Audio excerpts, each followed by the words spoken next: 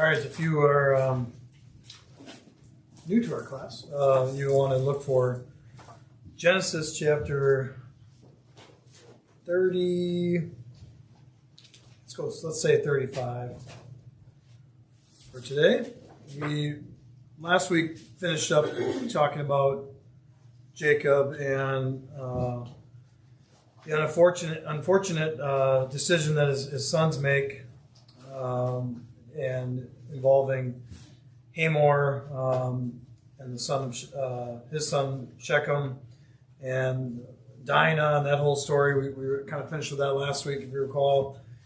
And unfortunately, the choice that they made, Simeon and Levi being the ringleaders, if you will, are the ones kind of leading the charge with this plan that they hatched, rather clever plan, really, but still evil, to get their enemies, if you will, to agree to being circumcised, and while they're laid up, they attack them and kill them, and we're left with 31, and actually rather 30, Jacob being troubled by this, right, and telling him, you've made this decision, now, you're going to make us an attraction. People are going to be, we're going to be odious among the inhabitants, right? People maybe are going to have it out for us, so they're going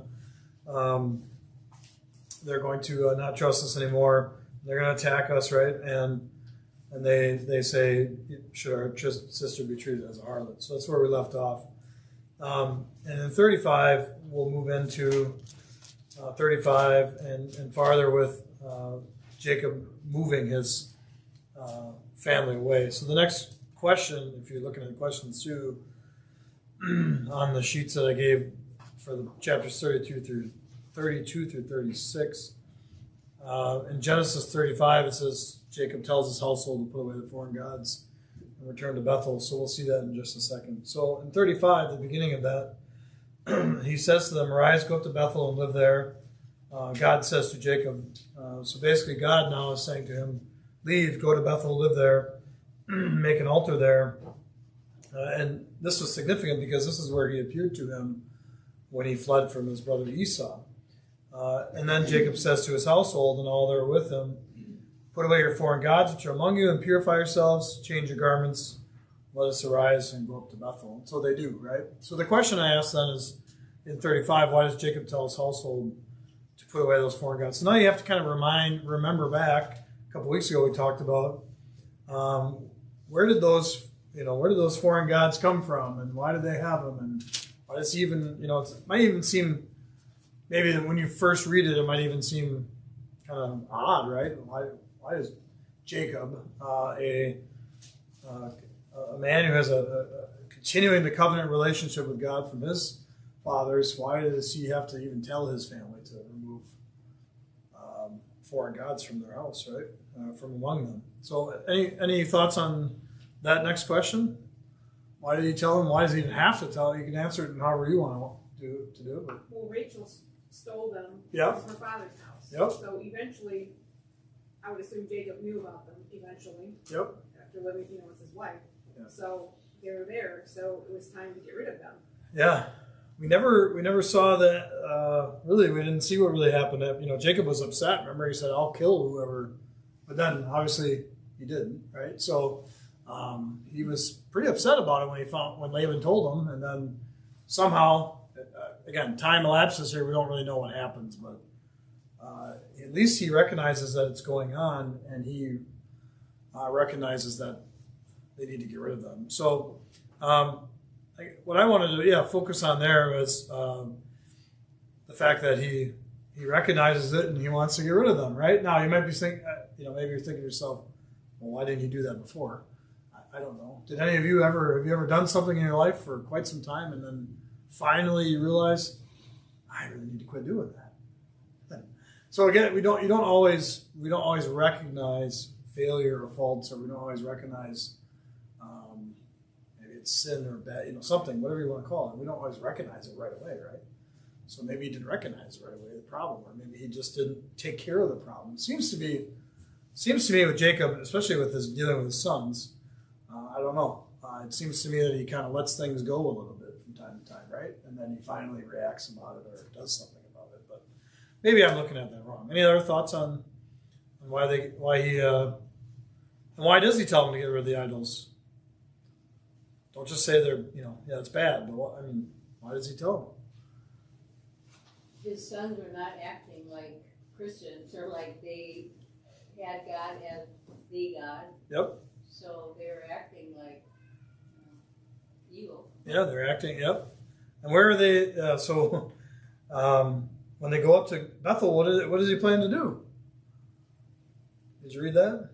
Build an altar to God. Yeah, he's going to, I think Jacob is recognizing here, God's telling me to go to Bethel. We're going to build an altar to God. We're going to do all that while my family is worshiping these foreign gods. Is that making, it's not jiving for Jacob, is it? It's not making sense, is it? So he's even realizing I need to do something here. And it's good. It's a good thing that we're seeing. I wondered too if they were just the idols that Rachel had taken, Just those? Sure. or if they had been further influenced by idolatry in the land. Yeah, I agree. As well. And I didn't actually see this until just now. I don't know why. In this passage. Welcome into my world. What verse is it? And the rings that are in your ears. Oh, yeah. There must be some connection with those rings. Later on, we see what happens with Aaron, and so there must be some connection there if he wants them to remove them. Maybe associated with my dad. Yeah, right. It's not to create another golden calf. So there, and the point about that is that there's evidently continuing influence or something that has been just kept. Yeah. Up until then, but I would take it to mean that there's influence in the land among the idolaters. Yeah. And this is one of the really one of the earliest occurrences of this concept of idolatry or idols, right? And are we going to see any more of that throughout the Bible? Okay. And it's going to be a constant theme, idolatry throughout the Bible. So again, Genesis connects very well with the rest of Scripture, connects very well with the New Testament. 1 Corinthians chapter 10, no temptation has overtaken you, but such is common to man. God's faithful, who will not allow you to be tempted beyond what you're able, but with the temptation will provide the way of escape, so you'll be able to endure it. Therefore, my beloved, flee from idolatry. That's 1 Corinthians chapter 10, 13, 14. So it's going to continue all throughout Scripture, right? This concept of having to flee. So I like that in 1 Corinthians there in 14. This kind of seems like this year, right? They're flee. We gotta get this idolatry out of my house, out of our lives, or whatever you want to say. And Mike brought up the earrings. It seems like even get rid of that. That's social. Everything. He's purging, if you will, the idolatry before they go and make that altar or that altar to God in El Bethel, where he.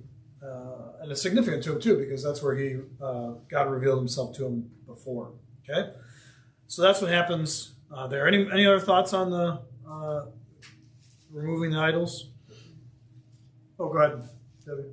It's like they're starting fresh. Yeah. Because they're moving. So when you move, and I'm doing that again, you get rid of. You start purging stuff, don't you? Yeah. Yeah, and you're starting fresh into not necessarily a new land, but they're going home.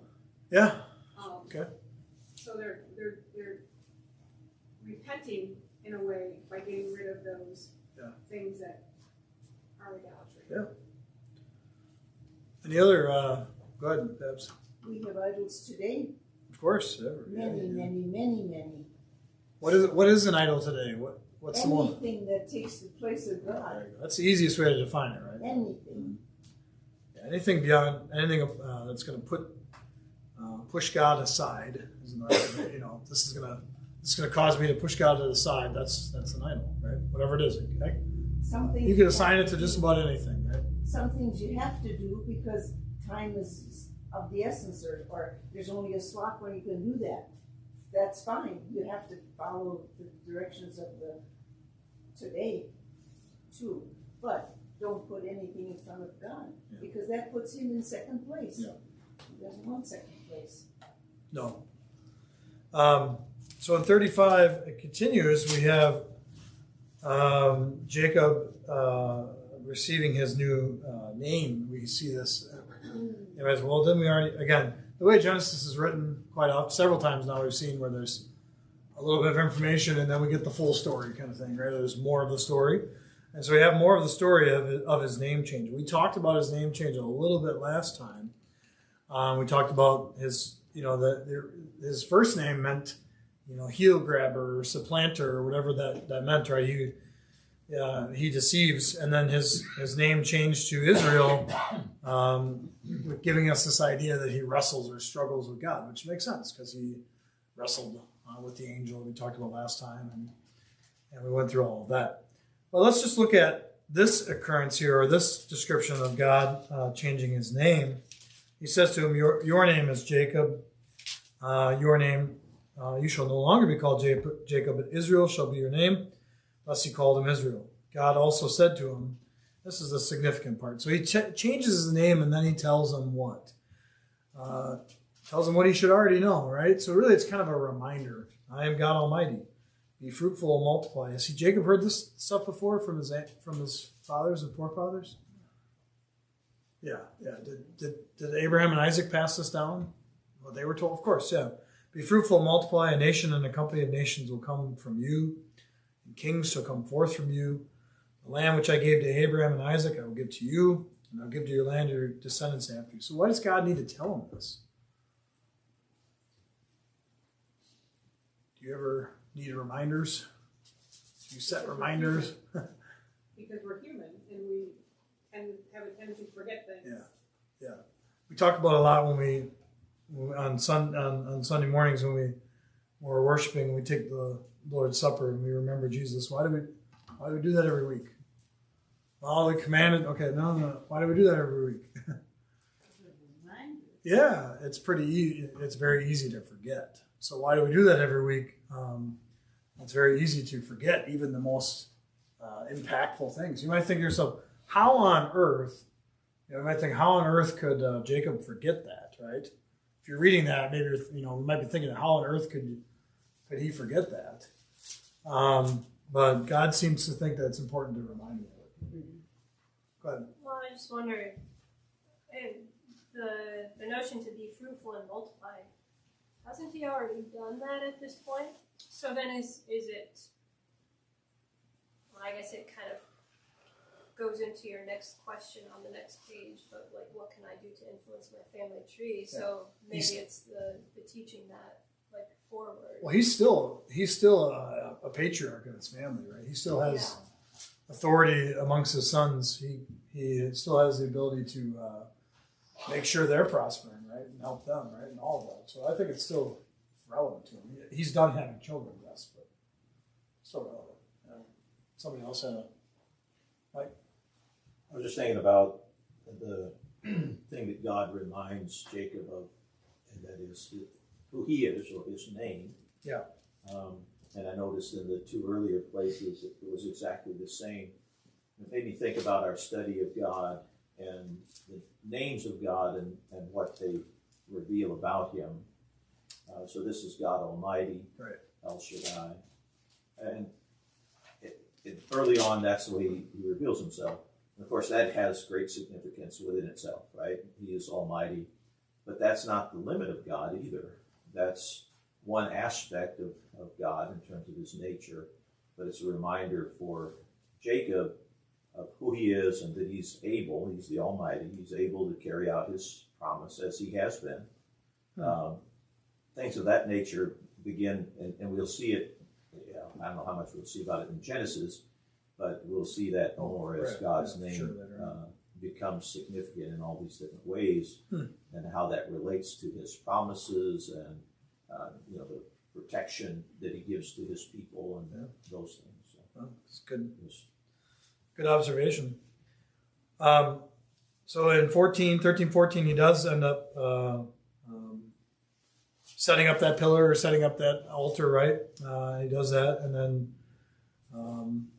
in 16, not to just, I didn't ask any questions on it, but we can, if there's any thoughts or comments on it, we can discuss it. But starting in 16, Rachel's in going to give birth again. She's suffering in severe labor, and she says to the midwife, "Do not fear." Or the midwife says to her, "Do not fear. You have another son." And it came about as her soul is departing. So unfortunately, she dies during birth, right?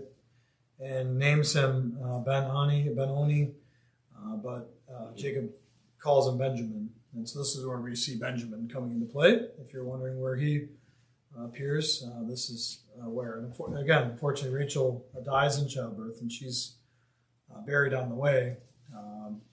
And Jacob puts a pillar up over her grave, just like we even do to this day, right? And they pitch tent, and they're at Eder, it says. Okay, so that's really the end of chapter 35.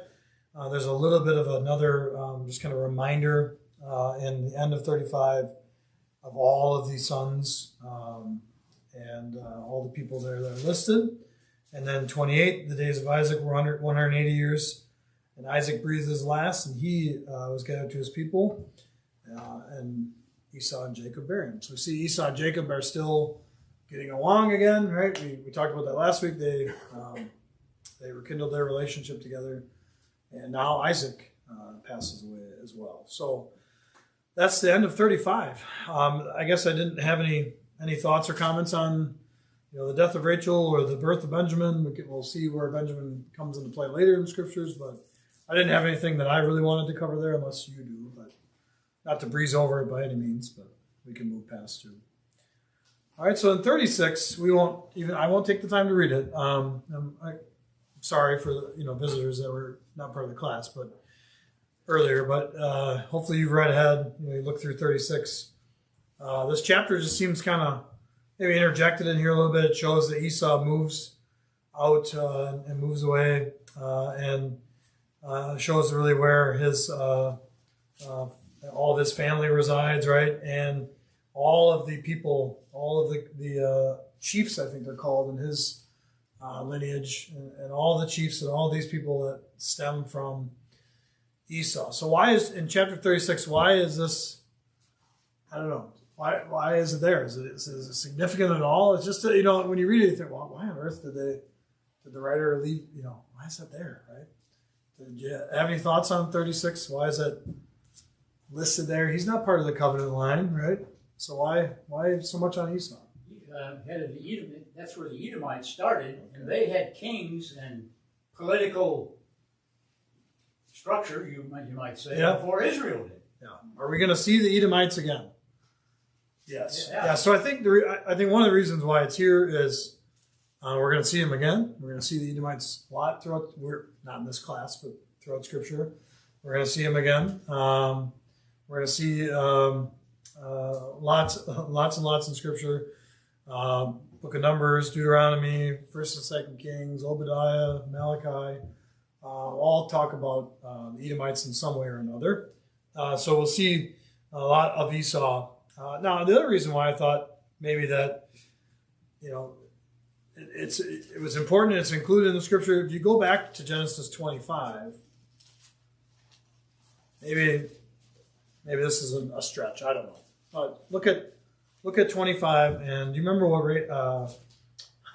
why is it hard to get all the names straight? I don't know if you struggle with that like I do, but what was Rebecca told in 23? Just look at the first part of it. Lord said to her, how many nations? 2. Yeah. So there wasn't just going to be a nation, from Jacob, right? There's going to be a nation. What does nation mean?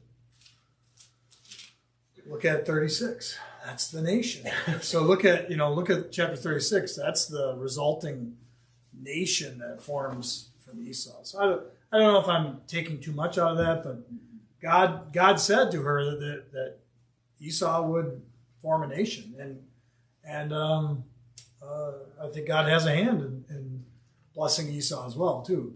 But Another thing is God, speaking of the Edomites, it shows that God can and did bless people that were not part of His covenant. Correct. Yeah, absolutely. He can, and He did, and He will. Yeah.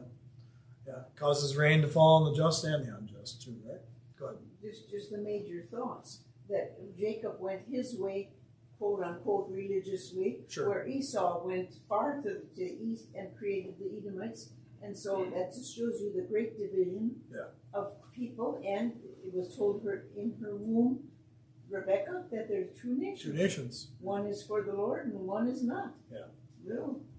It's Yeah. right there. Yeah, here they are. So I think chapter 36 is there to show the nation that forms, really, and what Esau, accomplished through his lineage. And if you look at moving at kind of ahead, the next lesson that I gave you, the sheet I gave you, and I just put there for personal study, and we can talk about it too. But what I've been thinking about, and what I want you to start thinking about, as we get into right around this part of the scripture, what I'm starting to realize, and I hope you are too, and I just asked the question, what can I do to influence my family tree, right? So, we see a lot of these genealogies in the scriptures, right? We see a lot of all these stories to show from one man and one wife or multiple wives from their polygamy.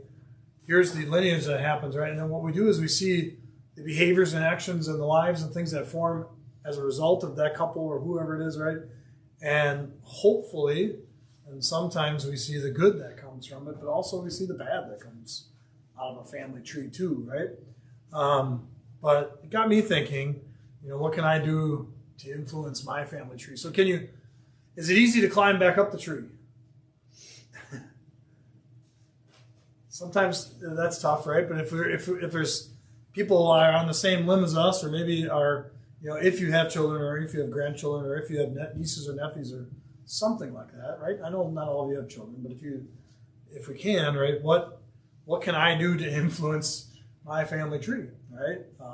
Think about these occurrences that we've been studying and that we've been reading, and just think about the influences that flow down these trees, right? We've seen the lies and deceptions and the cheating and, whatever that happened, the murdering, right? And those things that flowed down that family tree. How about let's try to make it flow down the tree in a good way, right? That's kind of what's on my mind. I don't know if you read into that with that question, but when I just thought of just simply Jacob and Esau, look at all of chapter 36 and all of the people, an entire nation of people that formed out of Esau, right?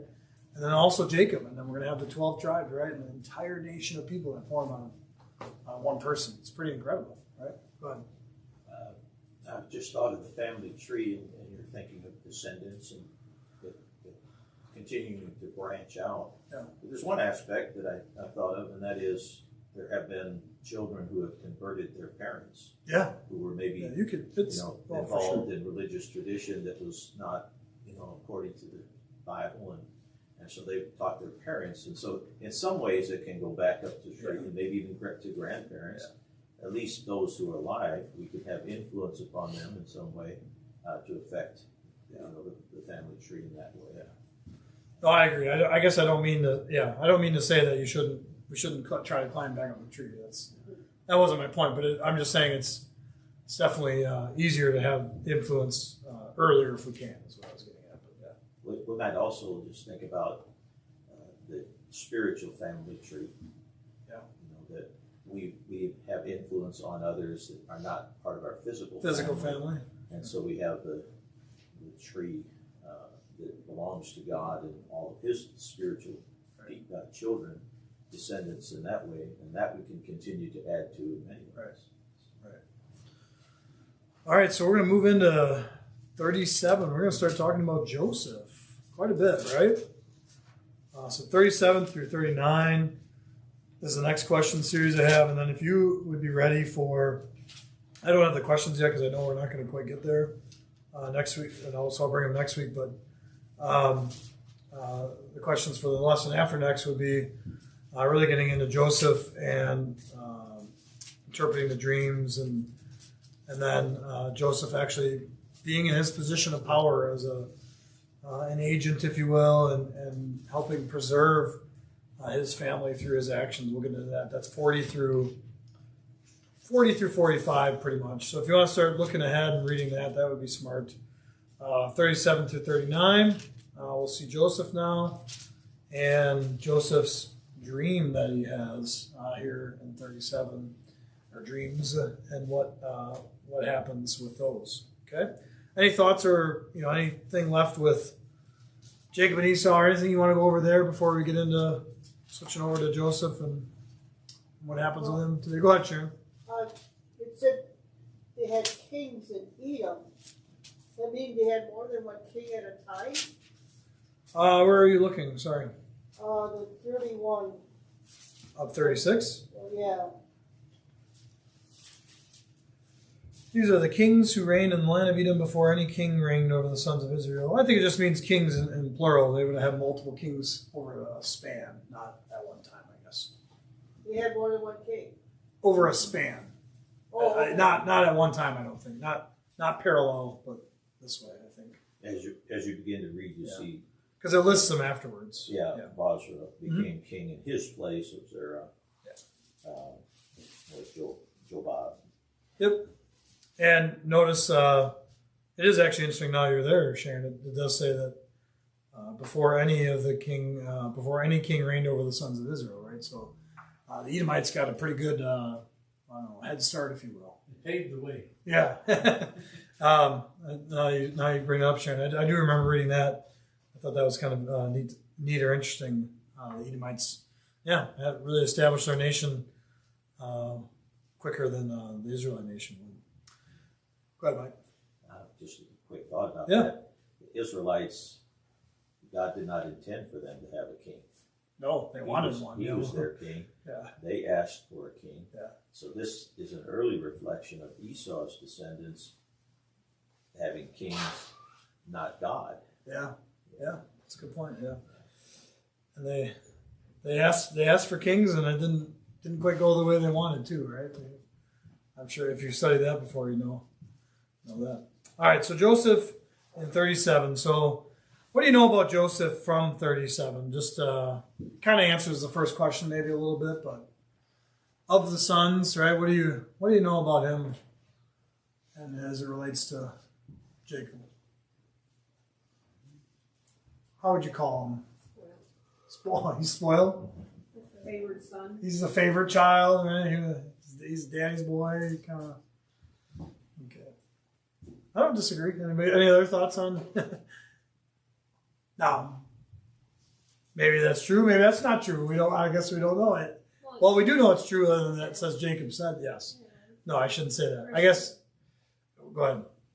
He loves him more. He loves him more. That's what it says. Right now, that's interesting. We've talked about that. Loving less, right? We've talked about that. Loving more. Does it really mean that Jacob loved him more and he didn't love the other ones at all? We talked about that before too, right? But the biggest picture that we get of Jacob is coming from the perspective of His brothers. yeah, not from dad, right? So we really don't get a lot of picture of what Jacob thought about all of his sons, right? We don't really get that much here, at least. And here we really get the perspective of Joseph from the brothers, right? So the written from the brothers, if you will. That's who we get the perspective of them. Okay. Now, again, as Tiffany said,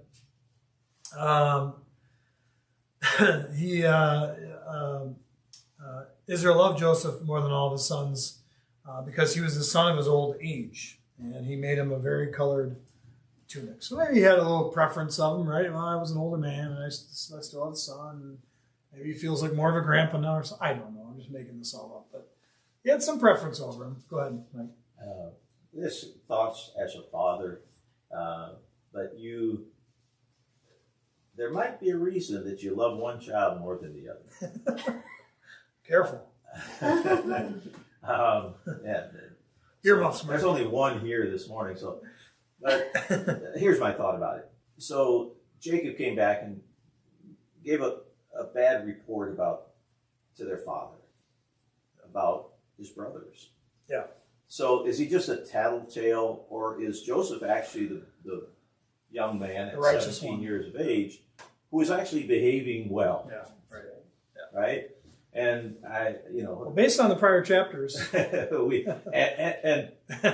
coming chapters. and coming For chapters, sure. These boys were a band of, ruffians. yeah. Yeah. And so maybe Joseph didn't fit into that. And I think there's evidence here for that, Yeah. both in this part of it and later on. Yeah. So I mean, look what they did. These were not innocent boys, and as a father, you're going to favor the ones that don't keep you up at night. Right. Yeah. I'm not there quite yet. The only keep mouse up at night is when they pee or puke the bed. But hopefully that's all that keeps me up at night. And down the road we won't have other stuff. But You know, Jacob, he was known for not spreading out his love very evenly, though, sure. right? Because he preferred one wife over another. Yeah, he has a prior history of this. Yeah. Yes, and so She was better looking. This is the son of his favorite wife, and his other wife, she had a pretty horrible life because she was unloved, and even God recognized that she was unloved. Yeah. So I have to say, not a stellar individual in Jacob, because he certainly didn't love his wives the same. He didn't love his children the same. And Joseph, I mean, he might have been the good kid, but don't you think he could have picked up on social cues a little bit and been like, hey, maybe I shouldn't trash my brothers and make them hate me? Yeah. But no. Yeah, I like wasn't the very bright. No, the dreams. Listen to the second one. Like, as if the first one wasn't. Yeah. No, you're right. All right. So, what tips the scales? Go ahead, Bruce. You can add one more thing. Oh, We're not told this until he's under Pharaoh over in Egypt. But it says, now Joseph was handsome in form and appearance. oh, yeah. He was more He's handsome. the probably best back looking then, one, but yeah. he would have been handsome in form and appearance back when he was with his brothers. Sure. Yeah. So, I mean, that didn't happen overnight. Yeah. You gotta work. You gotta work at it. Some of us, at least. All right. So, what pushes what tips the scales and what kind of tips the balance, if you will? What makes him so angry? I maybe should capitalize that in my questions. But what really tips the scales, I think, is these dreams, right? And so Joseph has these dreams. Maybe he should have kept them to himself. Maybe he should have just let me talk to Dad about this. But he goes back and tells his brothers, right? So maybe not smart. He kind of locks himself into getting sold, I guess, maybe, right? I was the youngest of three boys, and I got my butt kicked a lot. But I will say, I opened it up, my mouth a few more times than I should, but my brothers were also just pretty cruel to me too. So, but maybe I could have kept my mouth shut from time to time too. Go ahead. Yeah, I think it's good to point out that this is not just unfolding by natural means. right. So Joseph had a dream. He went to his brothers, but that was a divine Yes. revelation. Yes. So he's ultimately going to fulfill God's purpose. Yes. And so this isn't just Don't give away the secrets. well. I think it's important to see that. Yeah. That this isn't just normal Brotherly sibling banter. rivalry. No, it's definitely not. It's interesting. Why did he bring these dreams? Was he trying to maybe get them to see? Was he trying to get change them? Was he trying to get them to understand that I think God's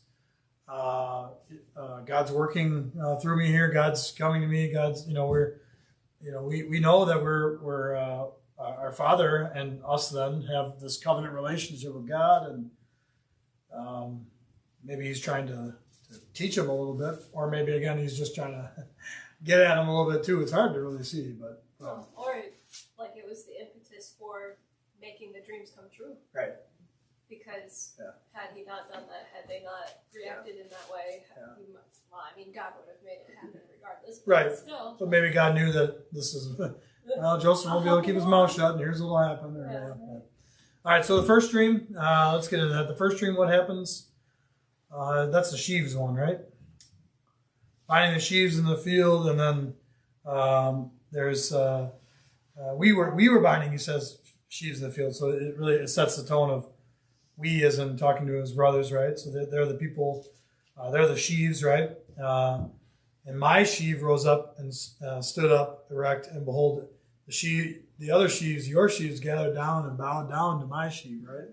So that was first dream, right? That probably didn't go so well.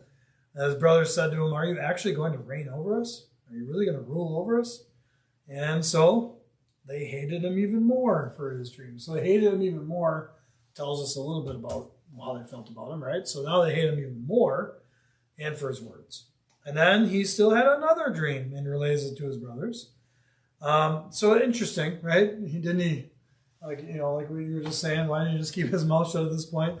Because I don't think the reaction was very positive from the last dream, and they hated him even more, right? And so 9, he says another dream. He says, "Lo, I have had still another dream, and behold, the sun and the moon and 11 stars are bowing down to me." He related it to his father and to his brothers. So his father now is in the picture, right? And he relays it to them. And his father rebuked him and said to him, "What is this dream that you've had? Shall I and your mother and your brothers actually come and bow ourselves down before the ground?" So now Jacob's even a little bit confused with his favorite child, right? Are you expecting me to come and bow down? So Jacob's not really maybe understanding even the dream at this point, that it's coming from God. And so Jacob's a little confused too. They're jealous of him, but his father kept the saying in mind, right? So why that? What is Jacob maybe keeping in mind that the others are not? Any ideas? There's two different sides here. You've got a bunch of brothers who are very, very physical and today-ish and hateful Sure. and everything else, as opposed to how you're supposed to be. Yeah. Okay. And so Joseph is trying real hard to show them the other side. Okay. And they're just... Bruce? I think his father realized there was something more to this dream than just a run-of-the-mill dream. Yeah. No, I think, again, and that's why I asked that question that way. I think Yeah. Jacob is remembering the conversations that he's had with God. We just read not too long ago about preserving his family, preserving his generations, and Jacob is realizing that, okay, maybe this dream is not just some,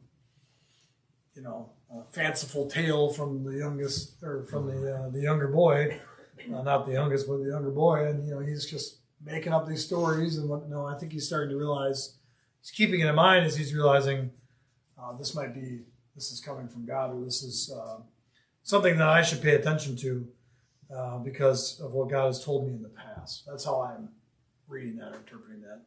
Correct me if I'm wrong, but he keeps the saying in mind. I think it's important that it's written that way to get us to kind of see that too.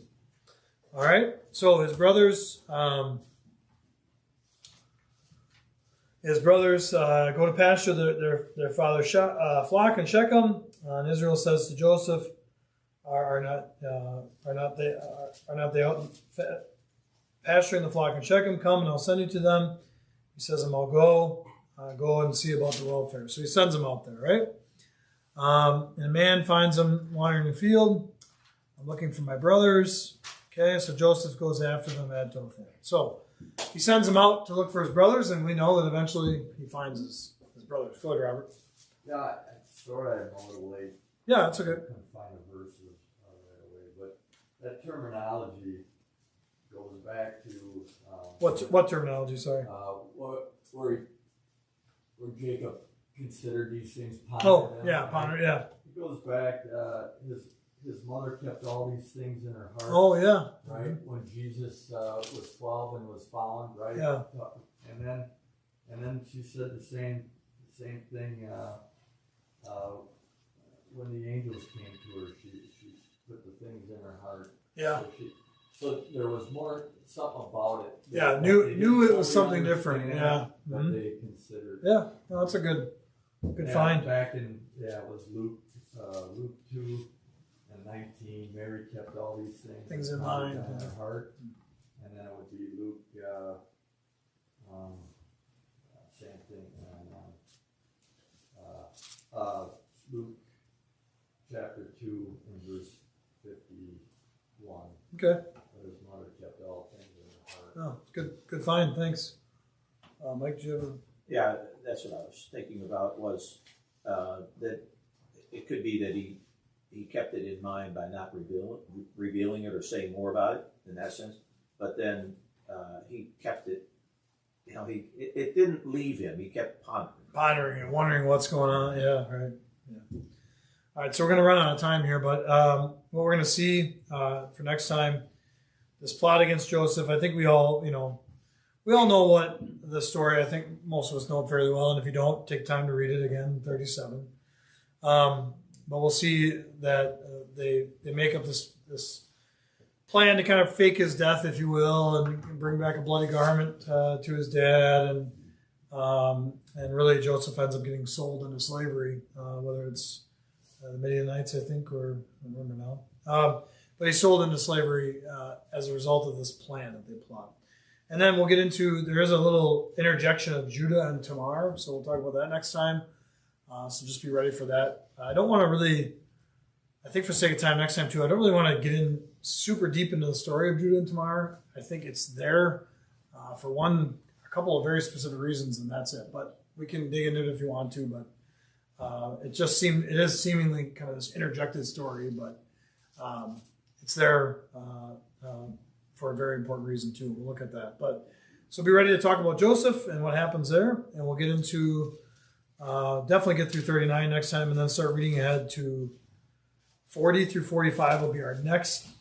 It's ambitious, but that's my next big chunk I want to bite all at one time is 40 through 45. So if you can start reading ahead and studying that, I'll get you some questions that I've been thinking of on that, and then we'll go from there. Go ahead, Rob. This is one of those stories that just lays out way beyond a movie where it pulls at emotions. It's so visual.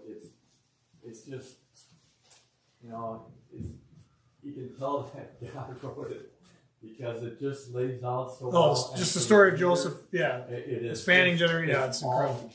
It's all right there. It pictures very well in your mind while you read it. This is one of my favorites. It is great. Yeah. I've always been impressed with it. I think I almost cry when his brothers.